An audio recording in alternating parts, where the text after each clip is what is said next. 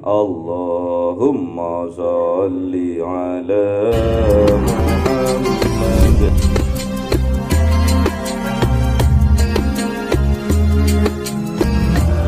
Ya Rabbi sholli alaihi wa sallim. Sallallahu Rabbuna ala nuril mubin Ahmad al-Mustafa sayyidil mursalin wa ala alihi wa sahbihi ajma'in walhamdulillahi rabbil alamin.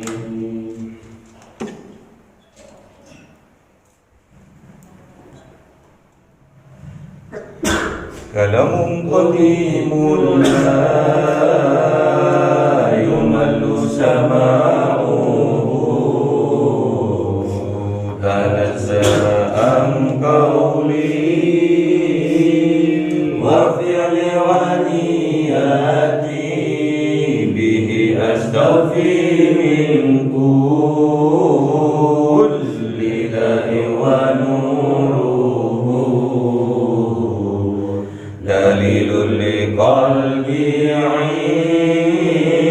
inda jami wa hayrati fa ya Rabbi mati'in bi sirri hurufi wa nawwir bihi sam'i wa qalbi wa muqlati wa habli fadhan wa ilman wa hikmatan wa anisni ya Rabbi bil qabri wa syadi wa salli wa sallim kulla yawmi wa lailati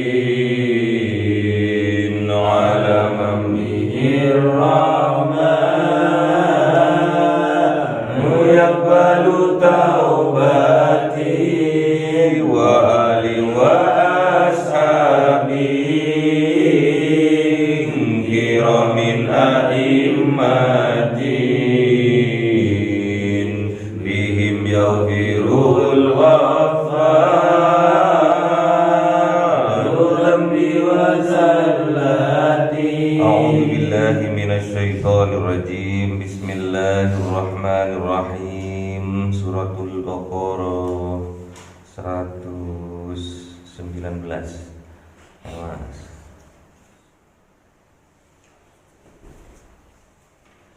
A'udzu billahi minasy syaithanir rajim. Bismillahirrahmanirrahim. Inna arsalnaka bil haqqi basyiran wa nadhiran wa la tus'alu an ashabil jahim. Shadaqallahul adzim. Bismillahirrahmanirrahim. Walan tarda ankal yahud walan nasara hatta tattabi'a millatahum. Qul inna hudallahi huwal huda. Shadaqallahul adzim. Bismillahirrahmanirrahim. Wa la ittaba'ta ahwa'ahum ba'da alladhi ja'aka minal ilmi ma laka minallahi min waliyyin wa la nasir. Shadaqallahul adzim. Bismillahirrahmanirrahim. Alladzina atainahumul kitaba yatlunahu haqqa tilawatihi ulaika yu'minuna bihi wa man yaghfur bihi fa ulaika humul khasirun. Shadaqallahul adzim. Bismillahirrahmanirrahim. Inna arsalnaka bil haqq. Sesungguhnya Allah mengutus engkau ya Muhammad. Sesungguhnya kami mengutus engkau ya Muhammad bil haqqi, dengan hak. Apa itu? Al-Quran. Untuk apa? Basyira wa nadhira, untuk memberi kabar gembira, untuk memberi kabar bahagia, dan wa nadhira, untuk memberi peringatan. Kabar gembira tentang apa? Kabar bahagia tentang apa? Besok di yaumil kiamah. Kabar gembiranya karena adanya surga. Wa nadhira, dan juga memberi peringatan dengan Al-Quran itu bahwa besok di yaumil kiamah ada neraka. Jadi dikasih tahu. Jadi Kanjeng Nabi Muhammad ini diutus dengan membawa kebenaran, yaitu Al-Quranul Karim, untuk memberi kabar bahagia dan untuk memberi peringatan. Kabar bahagianya besok adanya surga. Peringatannya besok ada neraka. Makanya kita jadi manusia agar kita terus melakukan hal yang diperintahkan oleh Allah dan menjauhi apa yang dilarang. Wala tus'alu an ashabil jahim, dan tidaklah engkau bertanggung jawab ya Muhammad an ashabil jahim, atas orang-orang penghuni neraka jahim. Kok bisa? Ini berkaitan dengan kepemimpinan, berkaitan dengan seorang pemimpin. Pemimpin akan dimintai pertanggungjawabannya atas apa yang dipimpinnya. Kullukum ra'in wa kullum mas'ulun an ra'iyati. Kullukum ra'in, setiap manusia adalah pemimpin. Setiap kalian adalah pemimpin. Wa kullukum, dan setiap pemimpin mas'ulun, bertanggung jawab an ra'iyati, terhadap siapa yang dipimpinnya, terhadap rakyatnya. Ra'iyah itu rakyat. Jadi setiap pemimpin bertanggung jawab terhadap apa yang dipimpinnya. Termasuk kita sendiri harus bertanggung jawab terhadap apa yang dipimpinnya. Apa maksudnya? Kita bertanggung jawab pada diri kita sendiri. Berarti kita ini bukan cuma hanya satu saja, tapi kita ini memimpin dari 4 hawa yang ada di dalam diri kita. Apa aja hawanya itu? Yang pertama apa? Amar. Yang kedua lawam. Yang ketiga sufiyah. Yang keempat mutmainnah. Dari keempat-empatnya ini kita besok akan dimintai pertanggungjawaban. Bisa ndak memimpin? Bisa ndak memanage? Karena dari keempat hawa nafsu ini tidak bisa dibuang. Cuma kita bisanya hanya memanage. Nah, dengan pertanggungjawaban itulah kita dijadikan oleh Allah seorang khalifah fil ardi. Artinya jasad ini. Jadi kita harus bisa minimal memimpin jasad ini. Karena di dalam jasad ini terdapat 4 hawa nafsu yang harus kita manage dengan sebaik-baiknya. Besok Kanjeng Nabi Muhammad tidak akan diminta pertanggungjawaban atas mereka yang masuk ke dalam neraka jahim, gak akan. Karena apa? Kanjeng Nabi sudah menyampaikan peringatan-peringatan, kabar-kabar gembira tentang adanya surga, tentang adanya neraka. Kabar gembiranya bahwa besok ada surga. Peringatannya bahwa besok ada neraka. Makanya setiap apa yang kita lakukan besok akan dimintai pertanggungjawaban. Kita ini pemimpin atas diri kita sendiri, itu terutama. Kalau kita sudah bisa mimpin diri kita sendiri, bisa mimpin dalam keluarga. Kalau kita sudah bisa mimpin dalam keluarga, bisa menambah luas kepemimpinan kita di masyarakat, di sebuah wilayah, bahkan menjadi pemimpin negara. Seorang presiden, dia bisa jadi presiden, dia sukses menjadi presiden karena dia pastinya sudah bisa memimpin keluarganya, dan terutama bisa memimpin dirinya sendiri, tidak menuruti hawanya, kendalikan hawanya oleh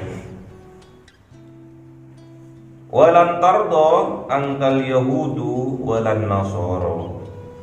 Walam tardo, dan tidak akan pernah ridho angkah terhadap engkau ya Muhammad. Siapa?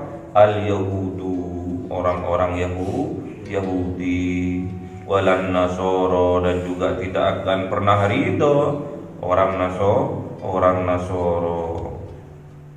Hatta tattabi'a millatahum, sampai engkau ya Muhammad mengikuti agama mereka. Ini Al-Quran yang bilang.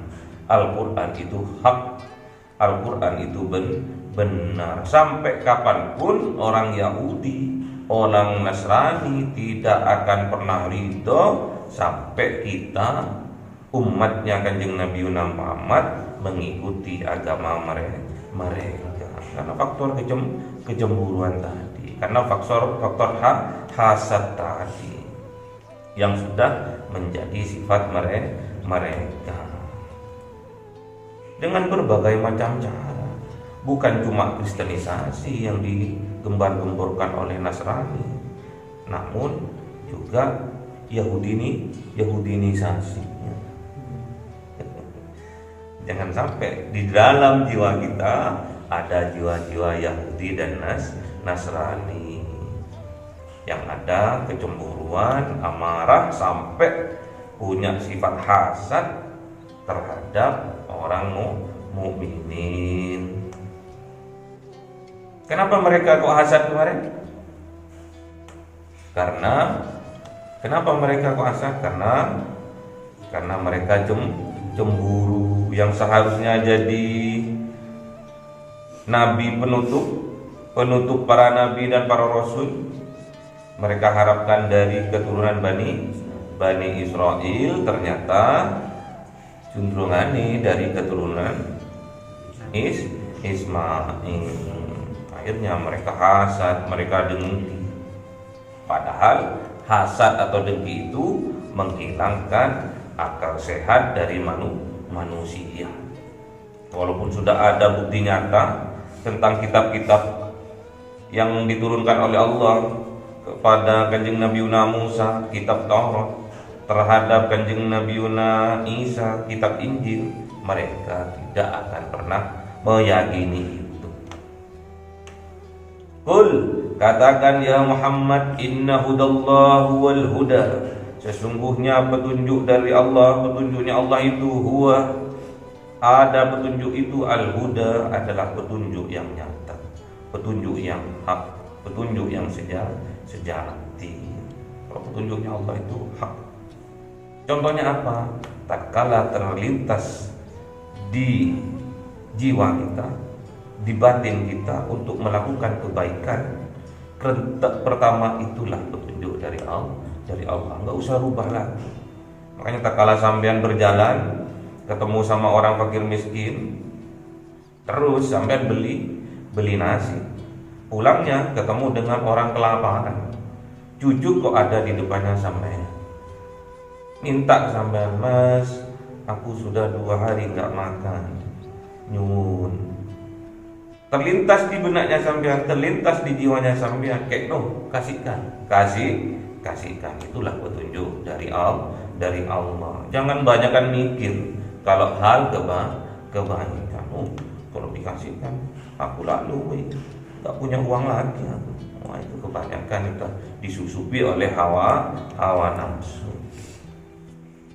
Kalau masalah kebaikan yang terlintas di dalam jiwa kita, hati kita, itulah petunjuk dari Allah. Kerentek pertama kali, terlintas pertama kali, itulah kebenaran. Coba sampean ingat-ingat, imut-imut kejadian-kejadian yang merasa gelo kadang kita nggak ngasih, itulah petunjuk Allah. Tatkala sampean berjalan, terus ada pengemis atau ada peminta, bisa pakai apa itu yang di lampu merah, pakai apa itu, boneka itu, pakai cat juga, pakai macak lusuh. Sampai punya uang 2.000 nang kantong, tapi sampai karena lihat orangnya itu jarnois, padahal di dalam jiwanya sampean, di dalam batinnya sampean kayak 2.000 enggak meyakinkan kok sebagai pengemis.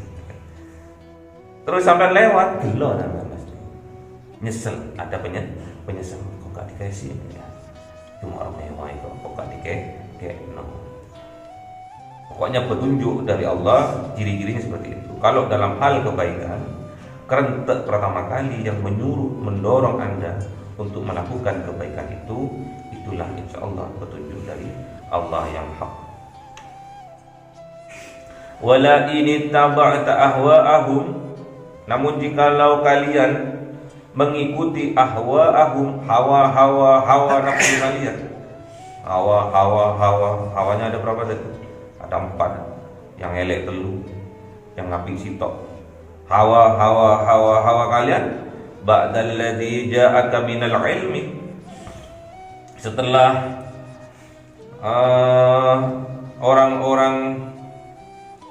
setelah datang kepada kalian minal ilmi, dari ilmu, dari pengetahuan, bisa dari apa aja, bisa dari ceramah, bisa dari mengaji, bisa dari tadabbur alam, banyak. Untuk menjadi ilmu itu banyak hal, tidak yang harus yang ada di dalam Al-Quran saja. Ini namanya apa? Kalau yang Al-Quran ayat-ayat kauliyah. Kalau yang ada di alam ayat-ayat kauliyah, beda-beda. Jadi kalau sampai kita mengikuti hawa nafsu kita, contohnya tadi, kata hati suruh kasihkan itu nasi bungkus itu.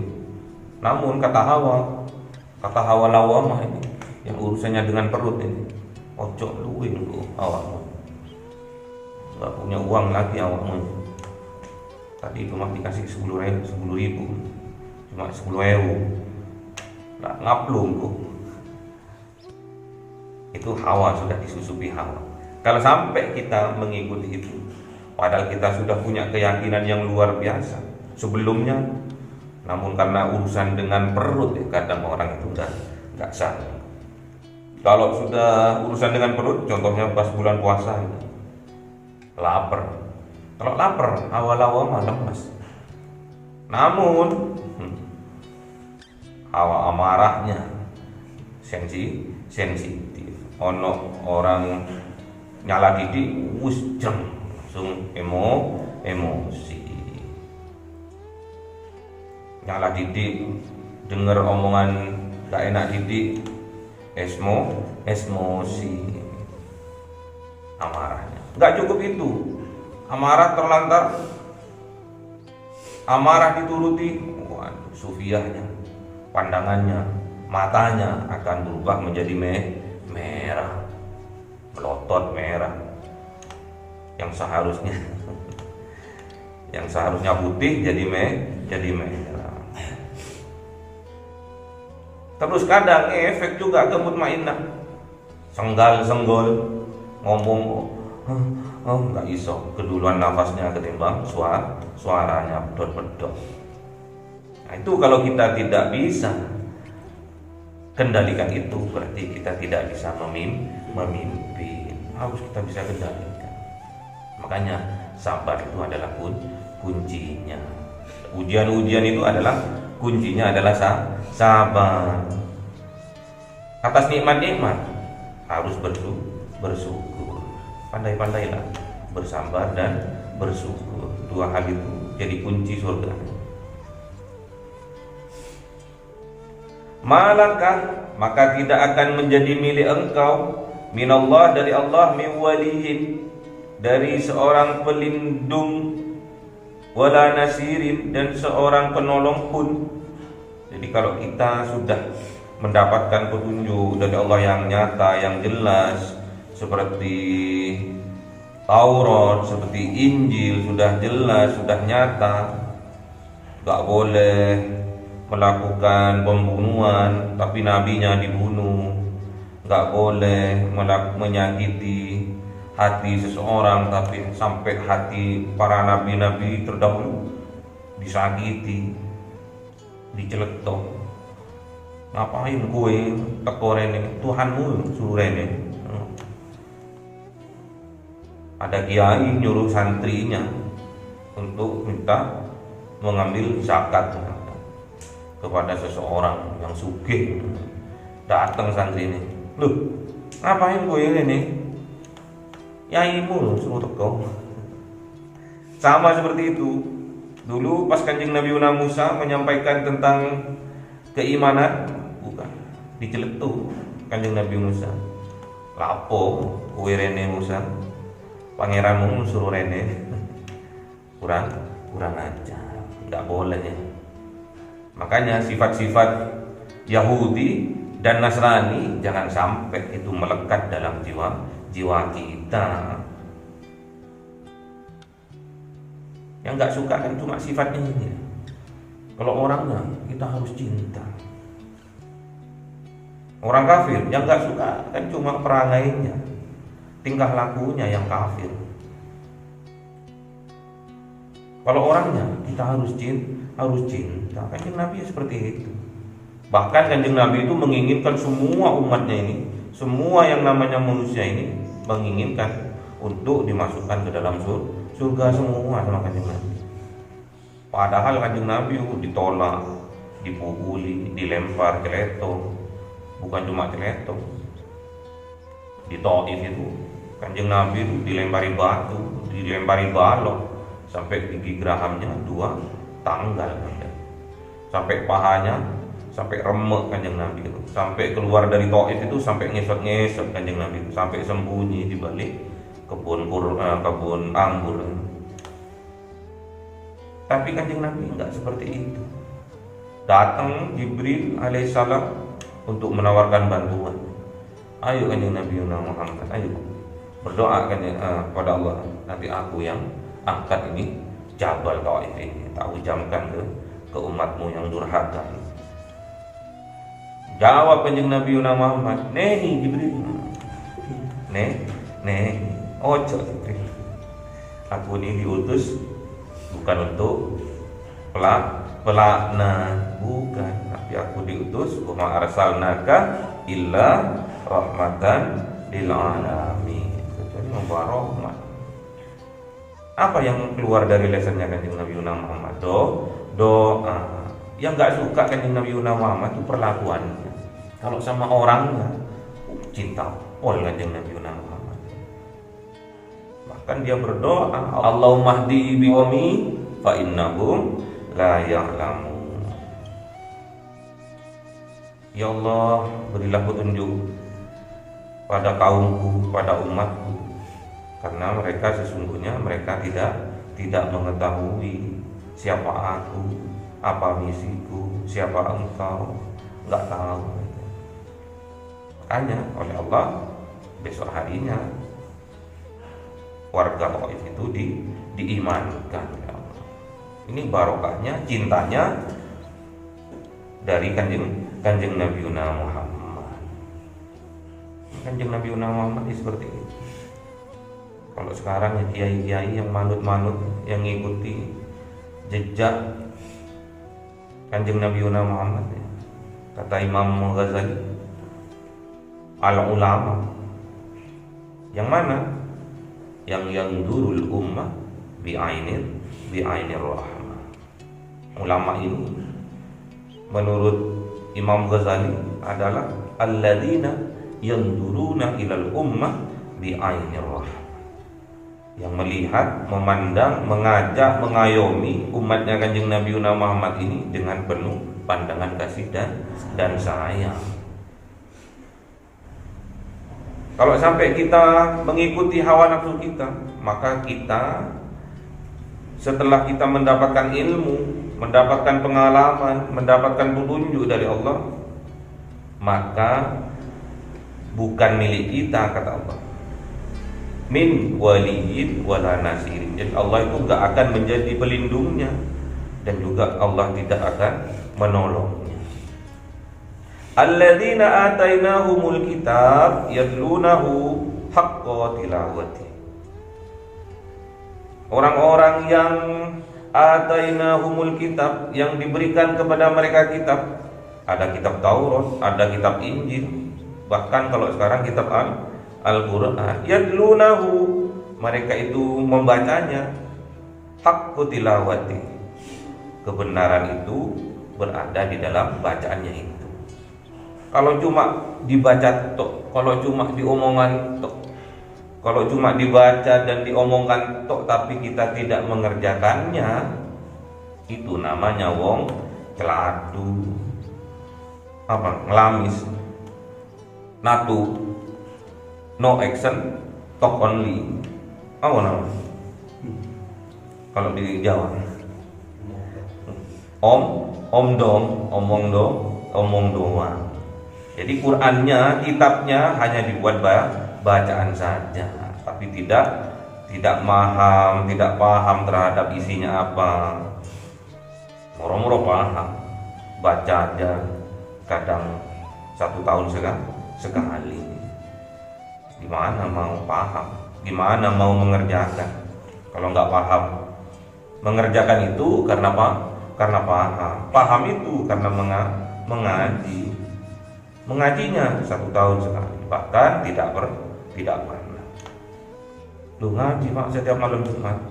Apa ngaji apa? Yasin. Tapi yang dibaca adalah huruf Indonesia. Bahasa Indonesianya itu yang dibaca itu. Ya, banyak yang mesong-mesong tatkala dibaca itu.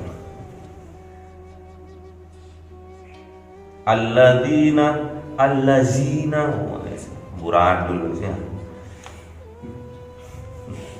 Ulaika yu'minu bih.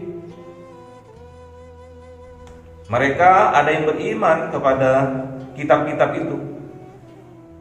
Wa may yakfur bih, dan ada juga yang kufur, yang ingkar terhadap kitab-kitabnya. Fa ulaika humul khasirun, maka bagi mereka itulah humul khasirun, mereka akan tergolong dari orang-orang yang merugi di dunia, juga rugi di akhirat. Rugi di dunia, nggak akan mendapatkan rahmat dari Allah, nggak akan mendapatkan maghfirah dari Allah. Di dunia, kalau orang sudah tidak mendapatkan rahmat, tidak mendapatkan maghfirah, nggak usah membayangkan bahagia itu nggak akan pernah bahagia. Bayangkan bahagia itu kayak apa, nggak tahu. Apalagi merasakan bahagia, nggak akan pernah. Karena yang ada di dalam jiwanya keingkaran terus, kemungkaran terus, ingkar terus. Sama seperti sekarang juga. Qur'annya jelas menyuruh kita untuk bersatu padu, menyuruh kita untuk sayang menyayangi, menyuruh kita untuk kasih mengasihi. Kenyataannya, pada kenyataannya kebalikannya. Sesama muslim bermusuhan, sesama muslim tengkar-tengkaran, fitnah-fitnahan, ghibah-ghibahan, banyak. Di mana kita itu mau merasakan kebahagiaan? Bentuknya bahagia aja nggak tahu, apalagi merasakan. Makanya supaya kita tahu bentuknya bahagia itu seperti apa, bahkan kita bisa tahu bagaimana rasa bahagia itu, caranya cuma satu, yaitu mengaji. Kalau sudah mengaji pasti paham. Nggak paham Pak, balik ini mana? Sekeras-kerasnya batu, kalau ditetesin air terus menerus pasti cekuk. Sebebal-bebalnya manusia, kalau dipendungi terus ya remah ya. Jadi kemalasan inilah ya, kemalasan inilah biang kadalnya, biang kadal biang kiruknya ya, biang kiruknya kebodohan, malas ya. Kalau sampean malas, pasti sampean itu bakal jadi orang yang bodoh. Malas itu karena merasa dirinya juga pintar bisa. Karena dirinya sudah merasa pintar, nggak usah belajar lagi. Bodoh sampean itu. Orang yang bodoh yaitu yang merasa pintar itu. Kita itu kalau ingin dipinterkan oleh Allah, dipahamkan oleh Allah, merasakan diri ini selalu bodoh dan terus untuk belajar terus menerus. Kalau udah malas, bodoh akhirnya sampean, cari alasan. Kalau udah males, suruh ngaji, alasan. Anu Pak, tadi malam lembur. Oh iya. Anu Pak, banyak kerjaan. Oh iya. Kok nggak sholat? Anu Pak, kesiangan. Oh iya. Kenapa Pak kesiangan? Begadang Pak. Oh iya. Kenapa kok nggak sholat Jumat? Anu Pak, kecapean. Oh iya. Akhirnya satu saat sampai akan kamarnya itu akan didok-dok. Assalamualaikum. Waalaikumsalam. Anu Pak, saya kecapean. Pak siapa? Loh, siapa? Aku Pak Israil. Pak Israil. Loh, Pak Israil sinten? Ditugaskan untuk mencabut nyawamu ini. Baru sih Pak, aku tak ambil wudhu sih. Tak ono wis, ono kesempatan wis. Didandangi sampai ambil malaikat Pak Israil itu sampai. Makanya kesempatan ini pergunakan sebaik-baiknya. Kata Kanjeng Nabi, umurnya umatnya ini berkisaran 67-70 tahun. Kalau sampean sekarang sudah umur 25, kalau sampean sudah sekarang umur 30, lah tinggal separuh ya. Dan besok sampean umur 40-50 udah nggak sehebat sekarang, nggak kuat seperti sekarang. Udah 60 udah banyak lupanya, sudah tenaganya juga sudah kendor, pipinya juga sudah kendor, giginya juga sudah kabur, matanya juga sudah kabur ya. Kulitnya keriput, giginya tinggal satu. Makanya mumpung kita diberi kekuatan oleh Allah, pergunakan kekuatan itu sebaik-baiknya. Kita diberi umur panjang oleh Allah, pergunakan umur panjang itu sebaik-baiknya. Kita diberi kesempatan oleh Allah, pergunakan kesempatan itu sebaik-baiknya. Makanya Kanjeng Nabi itu nggak ingin sebetulnya itu umatnya ini semua ini yang ada di atas bumi ini, yang namanya manusia ini, nggak mau Kanjeng Nabi itu sebetulnya mereka itu masuk neraka. Satupun Kanjeng Nabi itu nggak ridho sebetulnya. Maka Kanjeng Nabi itu menjamin sebetulnya, seandainya umatku ini manut, taat kepada aku, sami nabi aku jamin semua akan masuk surga. Namun kebanyakan umatnya Kanjeng Nabi Muhammad ini kebanyakan membangkang, ingkar, kufur terhadap apa yang diperintahkan. Iya, Kanjeng Nabi pernah dawuh kan ya? Dawuhnya gimana? Kullu ummati yadkhulunal jannah illa man aba. Setiap umatnya Kanjeng Nabi Muhammad pasti akan masuk surga kecuali yang tidak mau. Nanya sahabat, man ya'ba ya Rasulullah, siapa yang enggak mau itu ya Rasul? Man ata'ani yadkhulul jannah wa man asani faqad aba. Siapa yang taat kepadaku pasti masuk surga. Namun siapa yang enggak taat, yang maksiat, yang ingkar kepadaku, itulah sebenar-benarnya orang yang tidak mau dimasukkan ke dalam surga. Semoga kita diberi kekuatan oleh Allah agar kita bisa terhindar dari kemungkaran, dari sifat-sifat Yahudi dan Nasrani. Semoga kita dijauhkan oleh Allah dari sifat-sifat Yahudi, Nasrani yang ada di dalam jiwa kita. Semoga kita juga bisa kendalikan hawa nafsu kita yang 4, sehingga kita layak dijadikan atau diberi nama seorang pemimpin yang sejati. Seorang pemimpin yang sejati juga tatkala mereka melihat kemungkaran, mereka akan merubahnya. Merubahnya dengan apa? Dengan kekuasaannya. Kalau nggak punya kekuasaan, dengan omongannya, ngasih nasihat. Kalau nggak berani, takut disantap. Dengan hatinya, yaitu berdoa. Man ra'a minkum mungkaron, man ra'a minkum mungkaron falyughayyirhu biyadihi fa illam yastati fabilisanihi fa illam yastati fabiqalbihi dzalika ad'aful iman. Allahumma arhamna bil Qur'an